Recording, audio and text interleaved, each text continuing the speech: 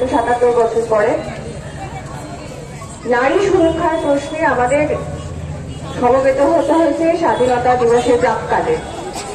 আমি জানি না এই স্বাধীনতার মানে কি, এবং সুরক্ষার সাথে স্বাধীনতার একটা খুব সরাসরি যোগ আছে।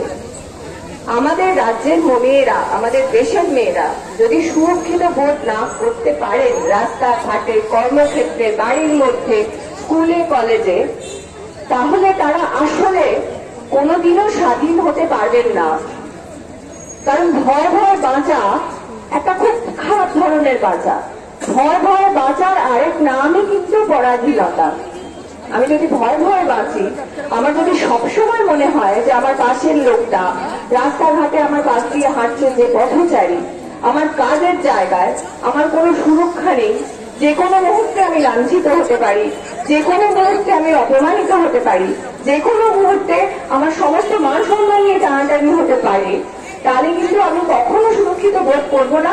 আর এই ভয় ভয় কিন্তু আমি স্বাধীনভাবে বাঁচতে পারবো না, নিজের ইচ্ছে মতো চলতে পারবো না। আজকে একটা ঐতিহাসিক দিন।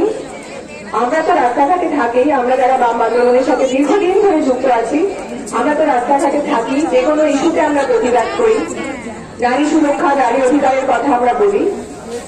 কিন্তু আজকের দিনটা খুবই স্পেশাল, কারণ আমরা বাদ দিয়েও সাধারণ মানুষ, বিভিন্ন ক্ষেত্রের মানুষ, আমার সহকর্মী অভিনেতা অভিনেত্রীরা আজকে রাস্তায় নামতে বাধ্য হয়েছেন। আমরা বহুদিন ধরে বলছি যে রাজ্যে, এ দেশে মেয়েরা সুরক্ষিত নয়, কিন্তু আমাদের গলার আওয়াজ হয়তো তাদের কানে সবসময় পৌঁছয় না, বা তারা হয়তো মনে করেন যে তারা সুরক্ষিত। কিন্তু খুব দুর্ভাগ্যজনক ভাবে আজিকরের এই ঘটনা অনেক সে তথাকথিত অরাজনৈতিক লোকেরকেও কিন্তু চিৎকার করতে বাধ্য করেছে।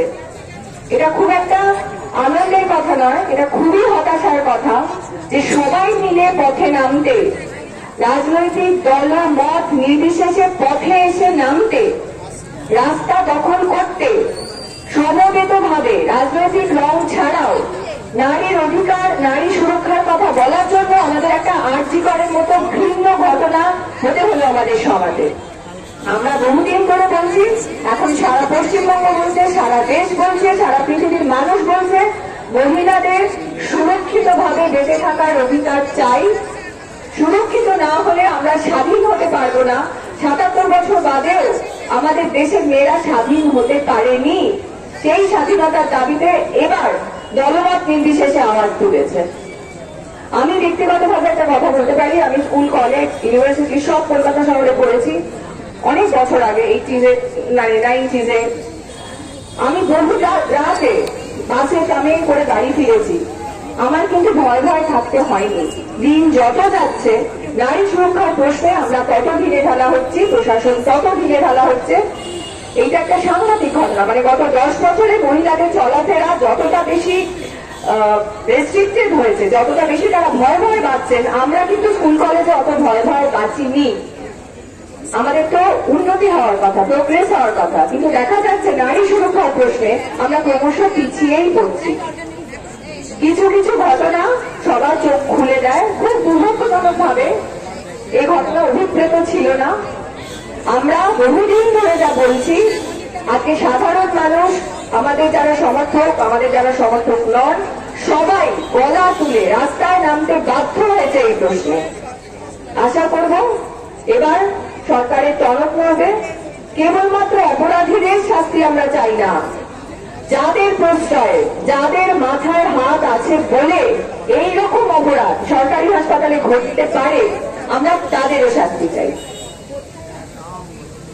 অনেক অনেক ধন্যবাদ জানাবার কিছু নেই। যারা এসেছেন তারা হয় নিজেদের সুরক্ষার প্রশ্নে এসেছেন, অথবা বাড়ির মায়েদের, বোনেদের, স্ত্রীদের, বান্ধবীদের সুরক্ষার প্রশ্নে এসেছেন। তাদের প্রতি আমাদের সংহতি থাকলেও, যারা বলছেন রাজনৈতিক রং চাই না, আমরা এমনি আন্দোলন করব, তাদের প্রতিও আমাদের সংহতি, সমবেদনা, সংহতি থাকলেও তারা সবাই আমাদের কমরেড। আশা করি আসুন আমরা সবাই মিলে হাতে হাত দিয়ে এই পরিস্থিতির বদল চাই। নমস্কার। আপনারা দেখছেন আওয়াজ, রোজকারের হক কথা। ফর মোর আপডেটস অ্যাবাউট আওয়াজ, please subscribe our YouTube channel.